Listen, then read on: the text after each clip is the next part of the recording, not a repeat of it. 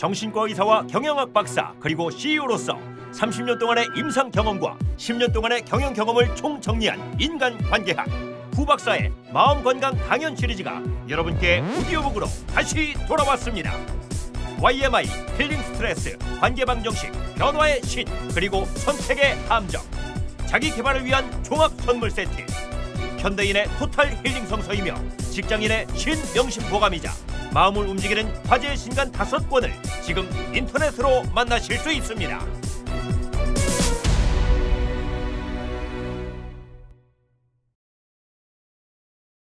관계방정식 12.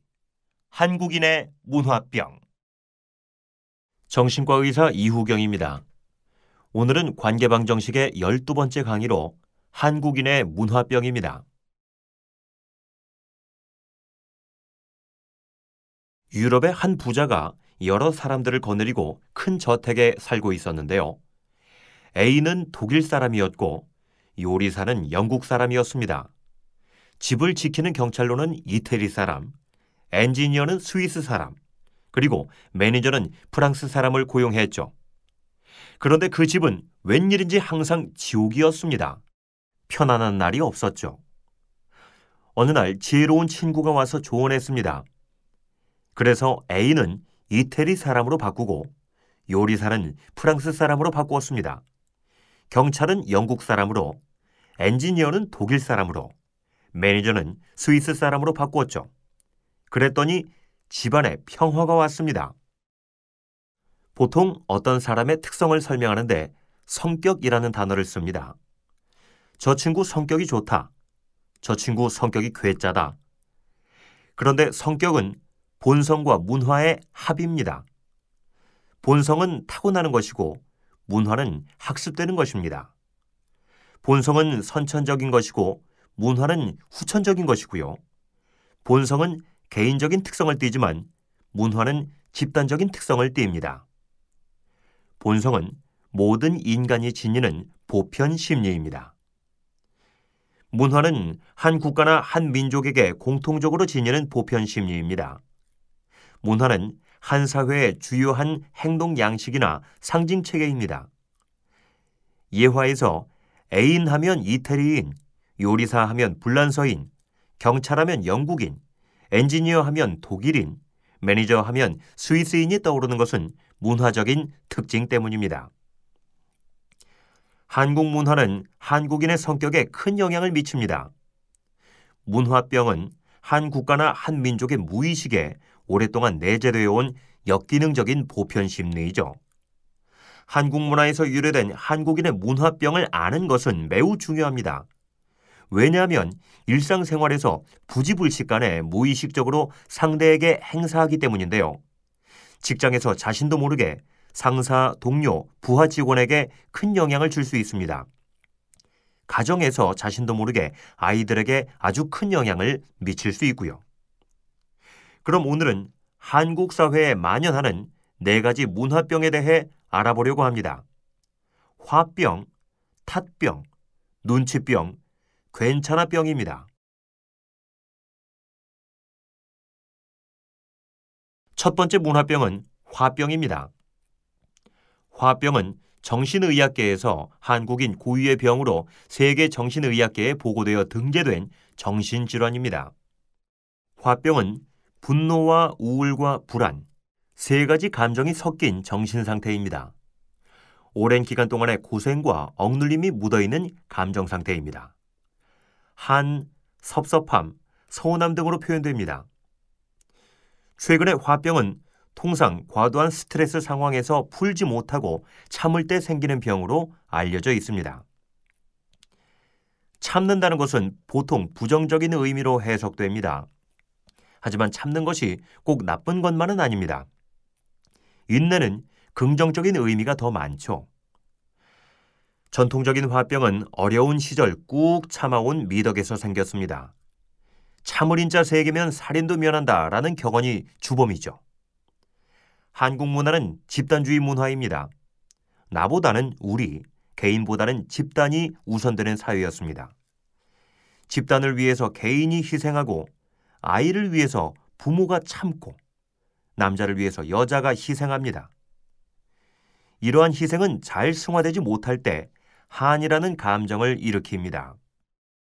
그런데 한이 화병으로 발현되는데 권력 구조가 개입됩니다. 권위주의, 이데올로기, 지배와 종속의 문제가 개입됩니다. 한국은 민주주의가 정착한 지 이제 반세기가 넘었습니다.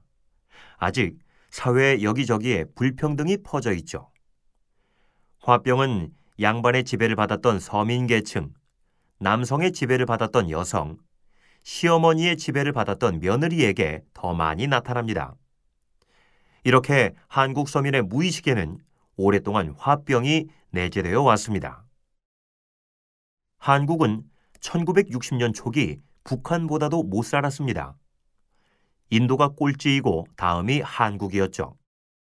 그런데 1970년대 경제개발 계획을 통해 수출 100억 달러를 거쳐 1990년대 1000억 달러의 신화를 만들어냈습니다.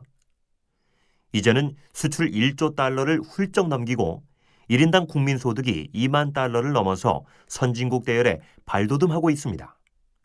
해방 후 급속도의 발전을 통해 한강의 기적을 이루어낸 것이죠. 집단주의 문화는 이러한 기적을 이루어내는데 크게 기여했고요. 1997년 IMF를 극복하는 데도 큰 역할을 했습니다. 하지만 반대급부로 후유증이 생긴 것입니다. 모든 고생을 불사하고 현재를 억누르면서 오로지 미래만을 보고 달린 것입니다. 모든 희망을 국가의 발전에 걸었고요. 모든 희망을 회사의 발전에 걸었습니다. 모든 희망을 남편의 성공에 걸었고요. 모든 희망을 자식의 성공에 걸었습니다. 모든 희생을 불사한 것입니다. 이러한 사회 현상은 한국인의 무의식에 흘러왔던 한에 불을 질렀습니다. 못 먹은 한, 못 배운 한, 못 해본 한, 못 가져본 한, 이렇게 화병이 생긴 것입니다. 화병은 고부간 갈등, 중년 부부 갈등, 주부 치맛바람, 직장 갈등에서 발현됩니다. 시어머니가 과거 당한 서름으로 며느리를 괴롭힙니다. 남자가 젊어서 연애 못해본 한을 외도를 통해 부읍니다. 여자는 남편에게 속고 산 것에 격분해서 가정을 파탄으로 몰고 갑니다. 부모가 자신이 못한 공부를 강제로 아이에게 시키려 합니다. 아이를 통해 열등감을 보상받으려고 하죠. 직장에서 상사의 횡포에 가슴앓이를 합니다. 최근에는 많이 달라졌지만 화병의 잔재는 다양한 모습으로 사회 곳곳에서 나타나고 있습니다. 2008년과 2011년에 두 차례에 걸친 글로벌 금융 위기를 겪으면서 한국의 선진국 진입은 쉽지 않았죠. 세계 경제는 장기적인 불황과 침체의 늪에 빠져들고 있습니다. 중상층의 붕괴와 상대적인 빈곤으로 계층 간의 불화의 골은 점점 깊어지고 있습니다. 그럭저럭 소멸되어 가던 화병의 잔재가 다시 타오르고 있는 겁니다. 성공과 행복을 위해 오늘을 참아온 미래의 꿈이 다시 조각나고 있습니다. 성공은 진정으로 가지고 싶은 것을 가지는 것입니다. 행복은 진정으로 원하는 것을 하는 것이고요. 못 해본 한과 못 가져본 한이 다시 자극받고 있습니다. 이는 자본주의 이데올로기라는 사회 현상으로 확산되고 있습니다. 한국인의 의식은 다시 모든 계층에 걸쳐 증가하는 분노와 우울과 불안을 표출하고 있습니다. 아무튼 화병의 잔재는 직장과 가정의 소통에 큰 영향을 주고 있습니다. 화병은 아주 조심해야 할 한국인의 문화병입니다. 다음 두 번째 문화병은 탓병입니다. 탓병은 모든 것은 내 탓이 아닌 남 탓으로 돌리는 문화병입니다. 우리 집 아이 얘기인데요. 중학교 2학년 때 사춘기에 들어서면서 학교에서 배웠는지 조금만 마음에 안 들면 짜증나 라는 말을 많이 했습니다. 너무 듣기 싫은 말이죠. 상대에게 부정적인 에너지를 전달합니다. 그래서 딸에게 제안했습니다. 짜증나 라는 말을 일주일만 안 하면 좋은 선물을 사주겠다. 그랬더니 딸이 대신 할 말이 있어야 한다고 했습니다. 뭐냐 물었더니 잠시 고심하더니 엄마 아빠 때문이야 라고 바꾸겠다고 합니다. 기가 막혔습니다. 아이들은 철저히 자기중심적입니다. 어쩌면 이기적인 것은 생내적일 것인데요. 아기들은 자기가 발을 헛디디고 넘어져 엉덩이가 아프게 되면 마루를 때리면서 나쁘다라고 말합니다. 이렇게 모든 원인을 남 탓으로 돌리던 아이들이 장성하면 내 탓을 받아들입니다. 책임의 소재를 남 탓으로 돌리는 것은 미성숙한 마음입니다. 반대로 책임의 소재를 내 탓으로 돌리는 것은 성숙한 마음이죠. 귀인 이론이란 게 있습니다. 자신이나 타인의 성공이나 실패와 관련한 행동 원인을 설명하는 방식에 대한 이론입니다. 사람들은 성공이나 실패의 원인을 귀인할 때 늘 같은 방식으로 반응하려는 경향을 보이죠. 성공이나 실패의 원인을 무엇으로 인지하느냐에 따라 개인의 행동 양식은 다르게 결정됩니다. 보통 서양인은 성공이나 실패의 원인을 외부나 상황에 귀인합니다. 남 탓을 많이 하는 문화죠. 동양인은 성공이나 실패의 원인을 내부나 성향에 귀인합니다. 내 탓을 많이 하는 문화이고요.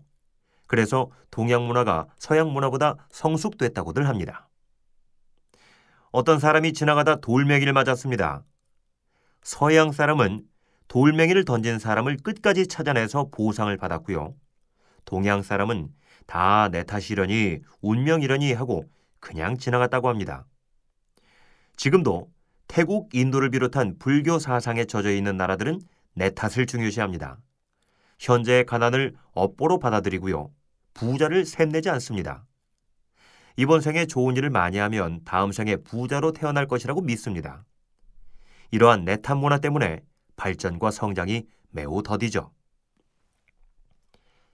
한국은 고도 성장과 눈부신 발전을 이루었습니다. 현대화의 과정에서 한국은 동양과 서양의 두 구조가 공존하게 되었습니다. 한국인 연구학자들은 한국인의 이중적인 심리 구조를 말하고 있는데요. 겉으로는 서양이고 안으로는 동양입니다. 한국인은 늙은이나 젊은이나 모두 이중적인 심리 구조를 지니고 있습니다. 한국인은 이러한 이중 모순 구조를 포함하는데 왠지 갈등이 없습니다. 이중 구조를 자연스레 표현합니다. 그런데 젊은 세대에서는 이중 모순 구조가 보다 크게 나타납니다. 젊은 세대들의 머리는 쉽게 서양에 동화되지만 깊은 정서, 가슴은 잘 안 변합니다. 겉으로는 서양인, 안으로는 동양인으로 살아갑니다. 아주 이중적입니다. 겉으로는 개인주의이고 안으로는 집단주의입니다. 개인주의와 집단주의가 모순적으로 공존합니다. 개인으로 있을 때는 극도의 이기주의자로 행동하고 집단이 모일 때는 집단주의자로 행동합니다. 한국인은 이민 생활에서 동족 간에 아주 이기적으로 알려져 있습니다. 그런데 그런 한국인이 2002년 월드컵에서 오 필승 코리아라는 엄청난 피플 파워를 과시했죠. 외국인들이 전혀 이해 못하는 사회 현상입니다. 겉으로는 남 탓이고 안으로는 내 탓입니다. 남 탓과 내 탓도 모순적으로 공존하죠. 인지적인 부조화를 수용하는 이상한 정신 현상이고요. 동양적인 내 탓 문화는 아예 사라진 것처럼 보입니다. 가정과 이웃생활에서는 일부 내 탓 문화가 남아있지만 학교, 직장, 사회생활에서 남 탓 문화가 거칠게 자리 잡혀 있습니다. 아무튼 탓병의 잔재는 직장과 가정의 소통에 큰 영향을 주고 있습니다. 탓병은 아주 조심해야 할 한국인의 문화병입니다.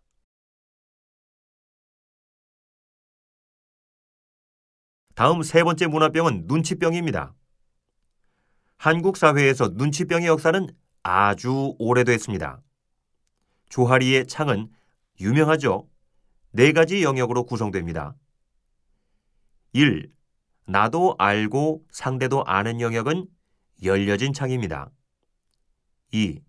나는 알지만 상대가 모르는 영역은 가려진 창입니다. 3. 나는 모르지만 상대가 아는 영역은 숨겨진 창입니다.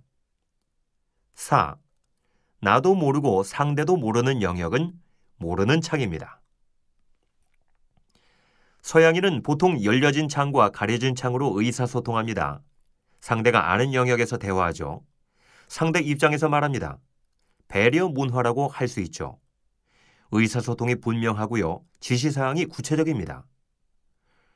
그런데 동양인은 숨겨진 창과 모르는 창으로 의사소통합니다. 상대가 모르는 영역에서 대화하죠. 자기 입장에서 말합니다. 의사소통이 불분명하고요. 지시사항이 상징적이고 추상적입니다. 우회적이고 간접적이 되죠. 드러내는 정도에 따라 중간을 100으로 할 때 일본은 70, 한국은 90, 미국은 140 정도입니다. 일본인은 동양인의 전형입니다.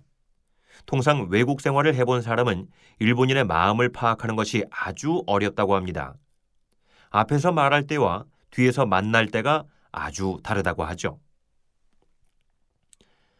한국인은 보통 자기 입장에서 말합니다. 그런데 90 정도로 조금 드러내면서 조금 숨깁니다. 상황에 따라 다를 수 있고요. 이중적 의사소통을 합니다. 묘하게도 상반된 모순 구조를 갈등으로 받아들이지 않습니다. 상대방을 알 것도 같고 모를 것도 같고요. 통상 한국 사람은 자기 입장에서 말합니다. 이러한 현상이 한국인의 눈치병에 기여했죠. 유명한 정신과 의사 에릭 번의 교류 분석이라는 것이 있습니다.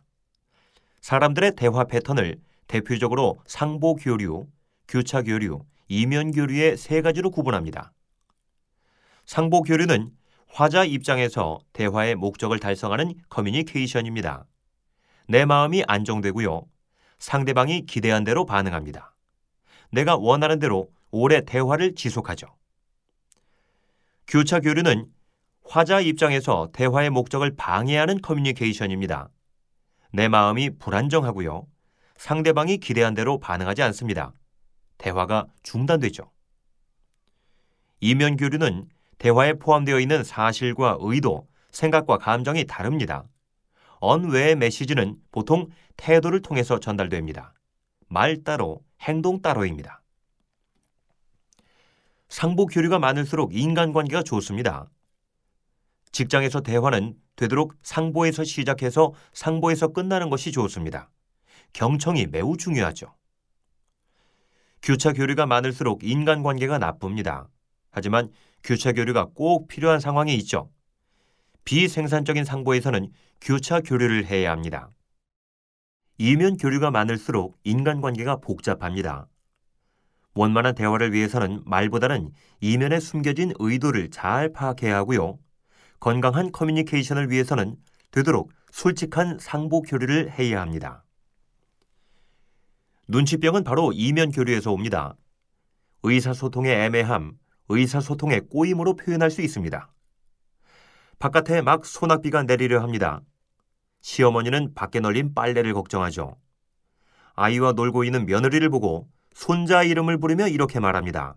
아무개야 이리 와라. 이때 눈치가 있는 며느리는 손자를 시어머니에게 얼른 맡기고 빨래를 걷습니다. 그런데 눈치 없는 며느리는 손자만 넘기고 빨래는 안 걷죠.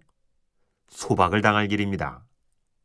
사실 아이 나한테 맡기고 빨래 걷어와라 하고 정확하게 의사소통하면 아무 문제가 없습니다. 한국인은 분명하게 말하지 않습니다. 한국에서는 눈치가 없으면 가정생활이 어렵죠. 직장에서 사장이 비서에게 말합니다. 미스 김, 손님 오셨는데 따끈한 차 한 잔 가져와. 그리고 어제 얘기한 서류 가져와봐. 미스 김이 서류 한 뭉치를 가져옵니다. 사장은 발끈합니다. 미스 김, 너 정신이 있어? 어제 얘기한 거 갖고 오랬잖아. 정말 눈치코치도 없네. 미스 김이 말합니다. 사장님 정말 죄송합니다. 사장은 한술 더 뜹니다. 요즘 젊은 애들은 말귀를 전혀 못 알아들어. 신세대 전체가 욕을 얻어먹습니다. 사실 어제 말한 A 서류 가져오라 라고 정확하게 의사소통하면 아무 문제가 없습니다. 한국인은 분명하게 말하지 않습니다. 한국에서는 눈치가 없으면 사회생활도 힘들죠. 이러한 이중적인 눈치 문화는 아주 큰 재앙을 가져올 수 있습니다. 어느 유망 중소기업이 하루아침에 망했습니다. 사장이 퇴근하면서 마지막으로 남아있는 김대리에게 이렇게 말했습니다. 김대리, 불 좀 꼭 끄고 퇴근해. 그런데 회사는 새벽에 난로 과열로 전소되었습니다. 김대리가 난로불을 꺼야 되는 것을 전기불로 알아듣고 퇴근한 겁니다. 너무나도 눈치가 없는 것이죠. 사실 김대리, 난로불 꼭 끄고 퇴근해 라고 정확하게 의사소통하면 아무 문제가 없었을 것입니다. 이러한 이중적 의사소통은 가정에서도 자주 발생합니다. 이에 익숙하지 않은 아이들을 매우 힘들게 만들 수 있죠. 부모들은 아이들에게 분명한 의사를 전달해야 하는데요.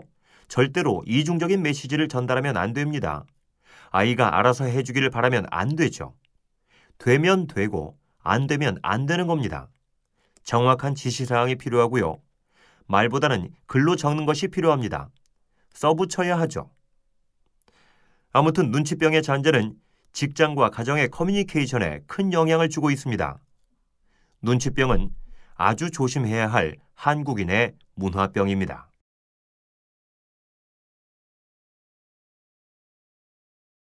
마지막 네 번째 문화병은 괜찮아병입니다. 한국 사회에는 괜찮아병이 만연되어 있습니다. TV 코미디의 유행어로 나오듯이 대충 넘어가는 것입니다. 웬만한 실수는 용서해 줍니다. 봐주기 문화입니다. 상대에게 너무나 관대합니다. 어쩌면 상대와 화목함을 유지하기 위한 수단일 테고요. 내 자신의 실수를 용납하기 위한 수단이기도 합니다. 또한 자신에게도 너무나 관대하죠. 스스로 편안함을 유지하기 위한 수단입니다. 한국 문화는 정이 많은 문화입니다. 미운정과 고운정, 모정과 부정, 애정과 치정 등이 있습니다. 한국 사회는 인정을 중시하는 사회입니다. 정 때문에 이럴 수도 없고 저럴 수도 없고 인정에 매이죠. 한국 문화는 여성적인 문화입니다. 통상 남성은 이성적이고 여성은 감정적입니다. 서양은 남성적이고 동양은 여성적입니다. 한국 문화도 여성적이라고 할 수 있습니다. 옳고 그름보다 좋다 싫다에 더 좌우되죠. 한국 문화는 법보다는 미덕을 중시하는 문화입니다. 서양은 계약사회입니다. 동양은 아직 계약사회가 완전히 정착되지 않았고요.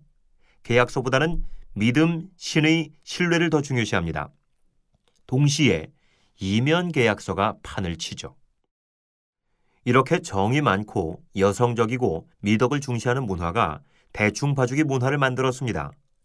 괜찮아 병으로 발전했고요. 약속 장소에 늦게 도착합니다. 늦어서 죄송합니다 라고 말하면서 변명을 늘어놓죠.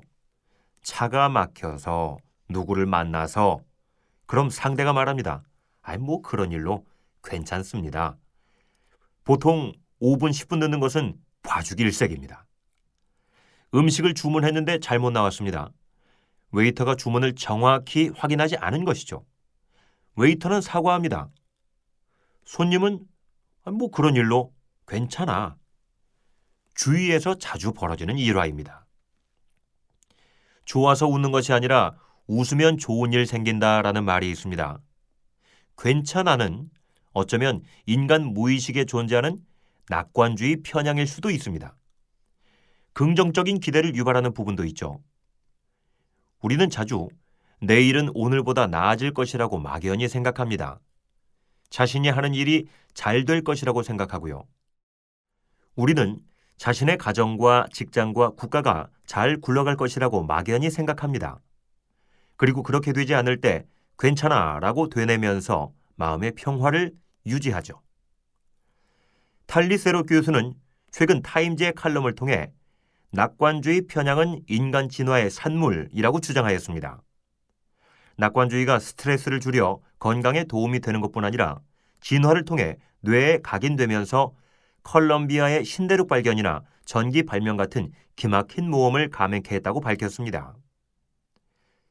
한국은 반만년의 장구한 역사를 이어온 단일 민족입니다. 수많은 외세의 침입에서 살아남은 국가이고요. 어쩌면 낙관주의 편향의 유전인자가 우성인 민족일 수 있습니다. 이러한 것이 결국 한강의 기적을 감행케 한 것인지도 모르죠. 한국 사회에는 여러 가지 괜찮아병이 만연되어 있습니다. 5분 늦는 것은 괜찮아로 시작해서 좀 실수해도 괜찮아, 나 하나쯤은 괜찮아, 우리 회사는 아직 괜찮아, 오늘 안 해도 괜찮아, 이번 한 번쯤은 괜찮아, 아무도 안 보니까 괜찮아, 내가 당한 일이 아니니까 괜찮아, 남들도 안 하니까 괜찮아 등 너무나도 많습니다. 이러한 괜찮아병은 큰 타격을 줄 수 있습니다.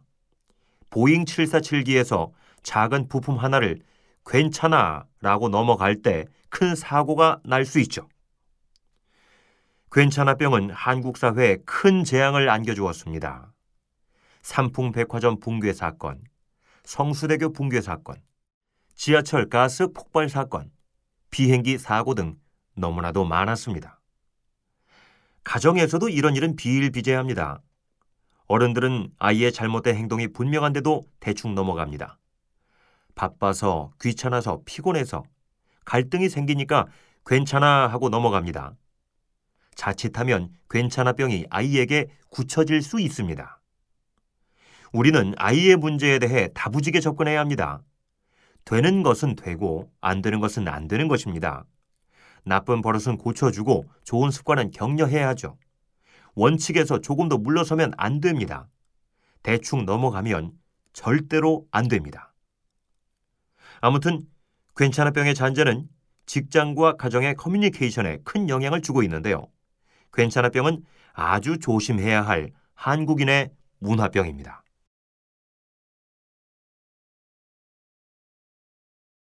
자, 이제 결론입니다. 이렇게 해서 한국인의 4가지 문화병인 화병, 탓병, 눈치병, 괜찮아병에 대해서 알아보았습니다. 사회학자들은 보통 동양 문화와 서양 문화를 구분해서 설명하죠. 보통 동양 문화는 집단주의, 여성주의, 권위주의, 불평등 문화로 설명하고요. 서양 문화는 개인주의, 남성주의, 민주주의, 평등 문화로 설명합니다. 유명한 인본주의 심리학자 마슬로우는 동기 이론에서 인간 욕구의 5단계를 말했습니다. 생리적 욕구에서 안전 욕구, 소속 욕구, 자존 욕구, 자기 실현 욕구 순으로 성장합니다. 그런데 동양 문화는 다르게 적용됩니다.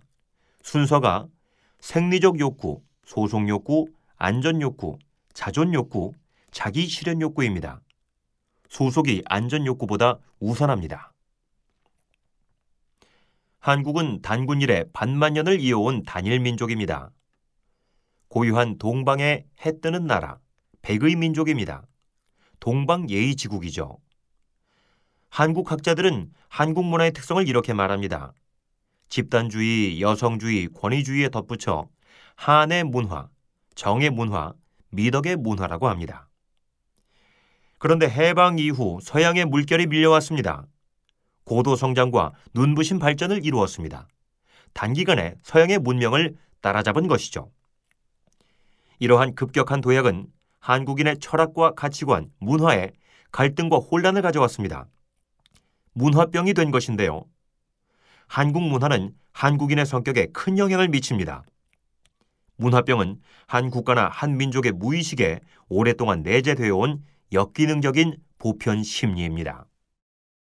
한국 문화에서 유래된 한국인의 문화병을 아는 것은 매우 중요합니다. 왜냐하면 우리가 생활할 때 부지불식간에 무의식적으로 상대에게 행사하기 때문입니다. 직장에서 자신도 모르게 상사, 동료, 부하 직원에게 큰 영향을 줄 수 있습니다. 가정에서 자신도 모르게 아이들에게 아주 큰 영향을 미칠 수 있습니다.